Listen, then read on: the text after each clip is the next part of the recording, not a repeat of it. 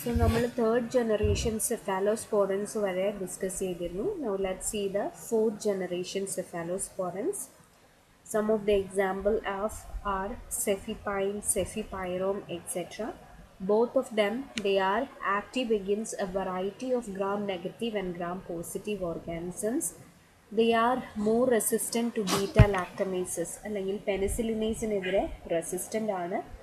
They are administered parenterally. ഈ രണ്ട് ഡ്രഗ്സും parenteral ആയിട്ടാണ് കൊടുക്കുക.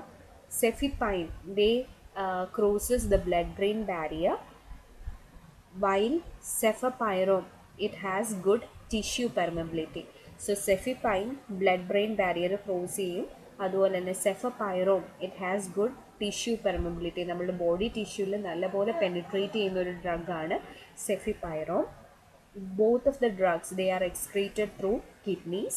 They are used in infections like septicemia, nosocomial infections, serious infections of skin, respiratory and urinary tract infections in immunocompromised patients.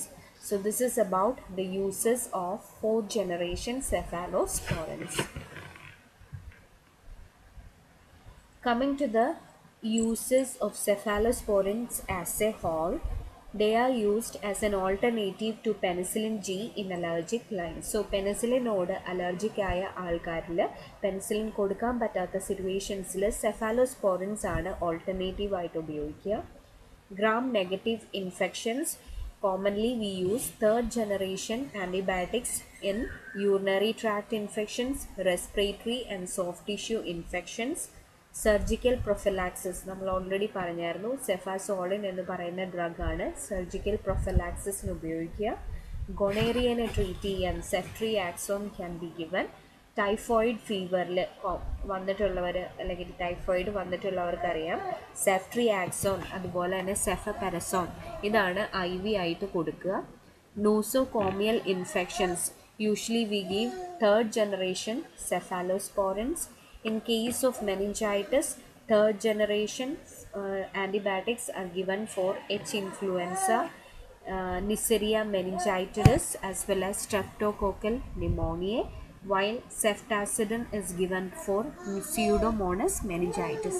So meningitis le organismത്തിന് അനുസരിച്ച് antibiotics vary ചെയ്യും.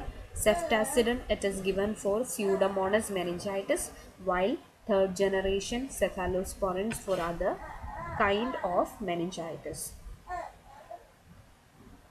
Coming to the different adverse effects of the class of cephalosporins, there can be hypersensitivity reactions. Since most of the drugs they are excreted through kidneys, there can be nephrotoxicity. There can be GI disturbance like diarrhea, bleeding ഉണ്ടാവാം. There can be low WBC count, pain at the IV site as well as disulfiram like reaction. So ഈ ഡൈസൾഫറാം എന്ന് പറയുന്നത് ആൽക്കഹോളിക്സിനെ treat ചെയ്യാനായിട്ടുള്ള ഒരു മെഡിസിനാണ്. So ഈ ഡൈസൾഫറാം കഴിക്കുന്ന ആൾക്കാർ അതിൻ്റെ ഒപ്പം ആൽക്കഹോൾ കൺസ്യൂം ചെയ്യുകയാണെങ്കിൽ there can be unwanted feelings like nausea, vomiting, അങ്ങനെ അൺവാണ്ടഡ് അഡ്വേഴ്സ് ഇഫക്ട്സ് അവർക്കുണ്ടാവും. സോ അങ്ങനെ അവർ പതിയെ പതിയെ കള്ളുകൂടി നിർത്തും. ഇതാണ് ഈ ഡൈസൾഫറാം ചെയ്യുക. So alcoholics administer ചെയ്യുന്ന ഒരു ഡ്രഗാണ് which creates unwanted reactions within an alcoholic patient when he consumes disulfiram along with alcohol. അപ്പോൾ ഈ ഒരു സെഫ്ട്രിയാക്സോൺ എടുക്കുന്ന സമയത്ത് അല്ലെങ്കിൽ സെഫാലോസ്പോറിൻ എടുക്കുന്ന സമയത്ത് കള്ള് കുടിച്ചിട്ടുണ്ടെങ്കിൽ there can be unwanted side effects.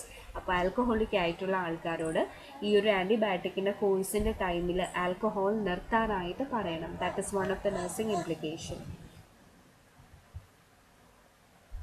So this is all about cephalosporins. Cephalosporins examine important ആയൊരു ഡ്രഗാണ്. ഇത് ജനറേഷൻ തിരിച്ചിട്ടായിട്ടാണ് എക്സാമിന് ചോദിക്കുക. ചിലപ്പോൾ റൈറ്റ് അബൌട്ട് സെഫ്ട്രിയാക്സോൺ അത് ഏത് ജനറേഷനിൽ പെട്ടതാണ്, അതിൻ്റെ ക്ലാസ് എന്താണ് എന്നൊക്കെ ആയിരിക്കും ചോദിക്കുക. സോ ക്ലാസിഫിക്കേഷൻ പഠിക്കുക, അത് ഓറലും അതുപോലെ തന്നെ പേരൻട്രലും തിരിച്ച് പഠിക്കുക. ഓരോ ജനറേഷൻ ആൻറ്റിബയോട്ടിക്സ് സെപ്പറേറ്റ് ആയിട്ട് അതിൻ്റെ ഇൻട്രൊഡക്ഷൻ എഴുതാൻ അറിഞ്ഞിരിക്കണം. പിന്നെ യൂസസും അഡ്വേഴ്സ് ഇഫക്ട്സും അതുപോലെ തന്നെ കോമൺ മെക്കാനിസം ഓഫ് ആക്ഷനും കോമൺ ആയിട്ട് പഠിക്കുക. So this is very important for exam point of view. Please pay attention and learn. Thank you.